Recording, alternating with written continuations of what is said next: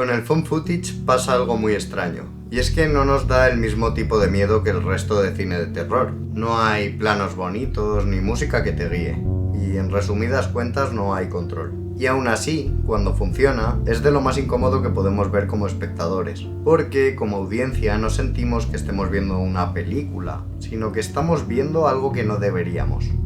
Como si alguien hubiese grabado algo que al final ha acabado en nuestras manos. Y lo peor no es eso, lo peor es que no podemos parar de mirar. El metraje encontrado, found footage, no es solo un subgénero del terror, porque en el cine de terror convencional de distintos subgéneros estamos observando lo que ocurre. Hay una decisión sobre eso que estamos mirando como espectadores. Hay una distancia, un control y alguien decidiendo qué ves, cuándo lo ves y cómo lo ves. Pero en el found footage esa distancia desaparece, porque la cámara deja de estar fuera de ese mundo para pasar a estar dentro y ser un elemento vivo dentro del universo. No encuadra el mundo, sino que vive en él. Muchas veces llega tarde al plano, tropieza, se cae y respira contigo. Y todo esto provoca un efecto muy concreto porque te implica como espectador. Dejas de estar solo observando una imagen para pasar a sentirla. Porque las obras de metraje encontrado dejan de parecernos una representación para parecernos un rastro. Como si eso que estamos viendo no estuviese hecho para nosotros, que la intención no fuese que el público general viese esas imágenes. Y ahí está la trampa de todo esto, porque el found footage no busca que te creas que es real, convencerte de nada, no es esa su intención, sino que reacciones como si fuese real. El found footage no nace tanto del terror, sino de una necesidad. Y esa necesidad es que esa imagen sea creída. Y durante mucho tiempo el cine ha hecho algo, que es construir mundos para que el espectador entre en ellos.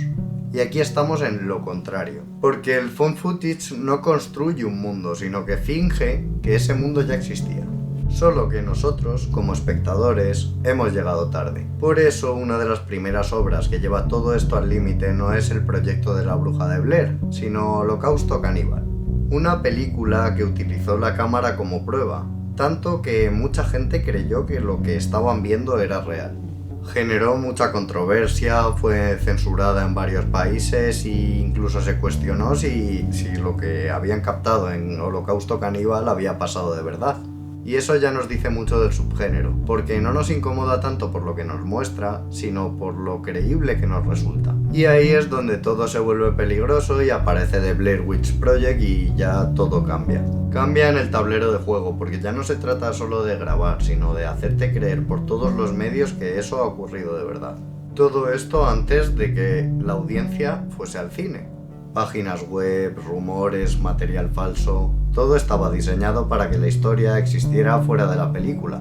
Y funcionó convirtiéndose en una de las películas más rentables de la historia. Porque el terror no estaba tanto en la imagen ni en la propia película, sino en esa duda que generaba en la audiencia. Esa incógnita de no saber si estás viendo una ficción o un material de archivo. Y desde ese momento el found footage deja de ser solo un recurso para convertirse en una forma de manipular la mirada. Ahora vamos a ver cómo funciona este subgénero, las reglas del found footage. Para que el metraje encontrado pueda funcionar tiene que romper algo muy básico, y es esa sensación de que la cámara está bajo control. Porque en el cine convencional la cámara sabe dónde mirar, está dirigida, pero aquí no. Aquí la cámara duda y eso cambia completamente la experiencia de visionado. La primera regla es muy sencilla, y es que la cámara no es ningún instrumento, no es una herramienta, sino que es un cuerpo que vive dentro de esa ficción. No se limita a observar desde fuera, sino que está dentro de lo que ocurre. Por eso se desenfoca, los planos son inestables, llega tarde a la acción, incluso se tropieza y se cae muchas veces. Y cuando vemos a alguien correr, la imagen corre con él, entonces la acompañamos en la huida. Y ya no estamos solo viendo una escena, sino que estamos viendo a alguien que está intentando sobrevivir. La segunda regla es el pacto que establece el género con la audiencia. Porque como espectador el metraje encontrado no te pide tanto que te creas la historia, pero te pide algo más incómodo aún, que es que aceptes, que trates la grabación como si fuera real. Y en el momento en el que tú como espectador te sientas en la butaca y aceptas esto, todo cambia. Porque pasas de juzgar la imagen a reaccionar a ella. Por eso la imperfección es tan importante en el found footage. Lo inestable, lo borroso, el audio roto... Nada es un error dentro del metraje encontrado. Porque todo nos sirve como prueba de que alguien estuvo allí. O por lo menos que intentó grabarlo. Y hay una última norma que nos une todo esto. El cuerpo y la cámara dejan de estar separados. Cuando el operador de la cámara se cae, la cámara y la imagen cae. Cuando tiembla porque está aterrorizado, todo el mundo tiembla con él. Y ahí es donde el metraje encontrado se vuelve verdaderamente inquietante e incómodo. Porque no solo estás viendo lo que pasa, sino que estás atrapado como alguien que lo está viviendo. Ahora vamos a analizar la evolución del subgénero parándonos en algunas obras clave. Porque lo interesante ahora que conocemos el found footage y sus normas es ver cómo ha cambiado. Porque no es ni mucho menos un subgénero estático. Se adapta, cambia y se transforma muchísimo. Porque depende de la tecnología, del contexto, de las formas de grabación, los formatos... pero sobre todo en la forma en la que la sociedad mira el mundo. The Blair Witch Project redefine el miedo desde la ausencia, porque en la película no necesitas ver nada. De hecho, yo diría que el peor momento de la película, en el que peor lo pasé yo por lo menos, es en el que menos estás viendo. Porque la cámara nunca llega a tiempo y siempre apunta tarde en esta película. Y el terror deja de estar en la imagen para estar en lo que falta en ella. Luego llega ya Paranormal Activity y hace algo completamente diferente. Y en vez de irse al bosque se queda en casa, cambiando completamente las normas y el tablero de juego.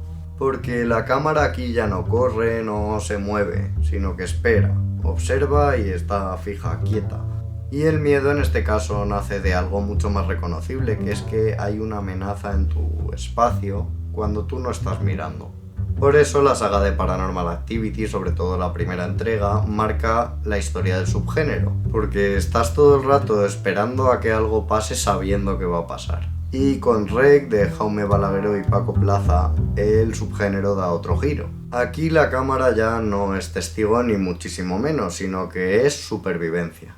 Porque si te das cuenta, en esta película todo es inmediato y todo es muy físico, es una película de zombies. No hay distancia, no hay pausa, no hay escapatoria, prácticamente no te da tiempo a respirar una vez comienza la acción. Sabes que no hay salida y mientras la cámara corre, se cae, se levanta y sigue corriendo. Y tú sigues con ella. Por lo que dejas de ser un testigo, de presenciar la acción y pasar a estar dentro de ella, inmerso como nunca. Después aparecen películas como The Poughkeepsie Tapes, la saga VHS o Creep, y el enfoque cambia otra vez. Ya no es solo lo que estamos viendo, lo que sucede en las imágenes, sino esa sensación de archivo.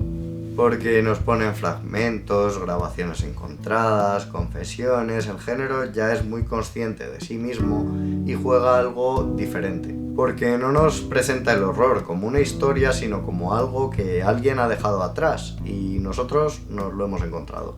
Y todo eso es mucho más incómodo porque no hay un cierre y tampoco una estructura clara, solo tienes como restos y tú tienes que componer para imaginarte la historia completa. Da esa sensación de que realmente eso es un archivo y que tú tienes que reconstruir el caso, entonces también juega un poco con la inteligencia del espectador y nos activa como audiencia. Luego el metraje encontrado se acerca a lo ritual con películas como Hell House LLC o The Borderlands. Porque ya además de la cámara, de lo que es el propio dispositivo, el espacio empieza a cobrar mucho protagonismo. Porque nos movemos en casas encantadas, iglesias abandonadas, con esa sensación de que allí ya había algo antes de que la cámara entrara. Y yo creo que podemos decir que damos un pasito más porque ya la sensación no es de algo pasa, sino de algo ya pasaba y tú has entrado con la cámara en ese lugar. Y con esto ya llegamos al presente, porque el metraje encontrado al fin y al cabo es un subgénero que tiene pocos años de vida, por así decirlo, dentro de la historia del cine. Películas como Host o The Medium que se aprovechan de la sociedad actual, del cambio constante de redes sociales y tipos de formatos que avanzan a medida que avanza la tecnología, porque ya nos encontramos en terreno de videollamadas, pantallas, muchas cámaras a la vez. Estamos en un terreno fértil para el found footage, porque ya no necesita solo estar en una cámara, sino que es justificable que pase a ser muchas, como es el caso de Host en esa videollamada que es la película.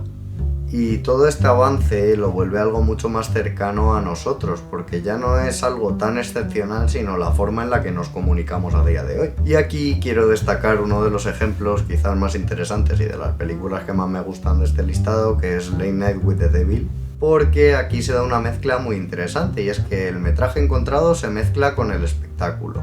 Con esa sensación de programa de televisión en directo, la audiencia, el show. El horror ya solo deja de ocurrir, pasa a emitirse en antena. Y esto nos cambia todo, porque ya no es solo que haya gente grabando, sino que hay gente mirando. Si te fijas bien en todas las películas de este recorrido, tienen muchas cosas en común y muchas diferencias, pero hay algo que es siempre inamovible, y es que no puedes intervenir. Tú como espectador solo puedes mirar, y esto define el found footage, porque no es tanto la forma de grabar ni el estilo, sino esa sensación de ser testigo de algo que ya ha ocurrido y que no vas a poder cambiar. Y como no, aunque la haya mencionado ya antes, me voy a parar en REC porque es un caso muy especial para mí, porque creo que la película española hizo algo esencial, y es que aceleró todo. La cámara no estaba ni observando como en The Blair Witch Project, ni esperando como en Paranormal Activity, sino que pasa a sobrevivir, a ser una parte activa, ese componente que hablábamos en las reglas de cuerpo. Todo está ocurriendo en tiempo real, sin alivio, sin pausa, sin salida. Y esto convierte a la cámara en algo más que un testigo, y es que nos sirve como herramienta para no perdernos en medio del caos que hay en la ficción. Por lo que yo creo que podríamos decir que REC convirtió el found footage en una experiencia física. Porque REC ya no es solo ver lo que ocurrió, sino estar dentro cuando está ocurriendo.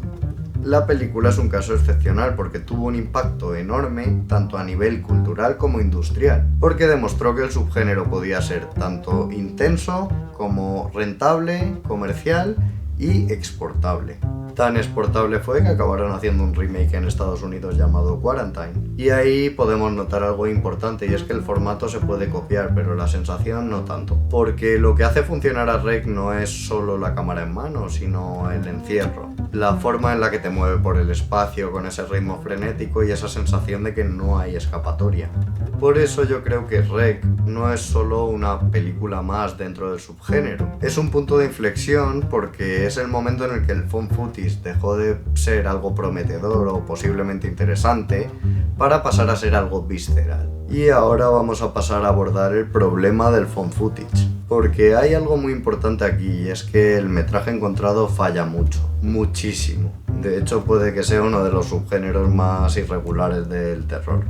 Porque cuando funciona es brutal, las películas son joyas, pero cuando no se nota mucho. Y casi siempre en los casos que yo he visto falla por algo que es pretender que el found footage sea una simple estética. Vamos a hacerlo así porque es más fácil, nos puede salir más barato que algo narrativamente esencial para que la historia funcione. Y yo creo que ese es el momento en el que todo se rompe, porque si la cámara está ahí tiene que estar por alguna razón, tiene que tener algún sentido. El plano tiene que costar, tiene que doler, lo tienes que estar viendo como espectador y tienes que estar sintiendo todo lo que hemos hablado antes. Porque si los personajes siguen grabando cuando alguien normal con 2 dedos de frente no lo estaría haciendo, tú como espectador dejas de creértelo. Y si todo se convierte en un descontrol con gritos y oscuridad, al final deja de dar miedo. Porque si la forma y el dispositivo no está justificado, al final solo se acaba convirtiendo en ruido.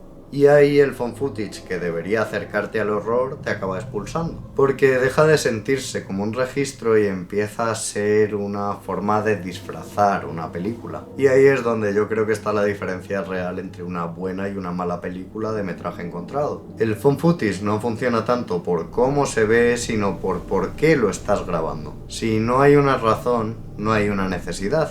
Y entonces no hay subgénero.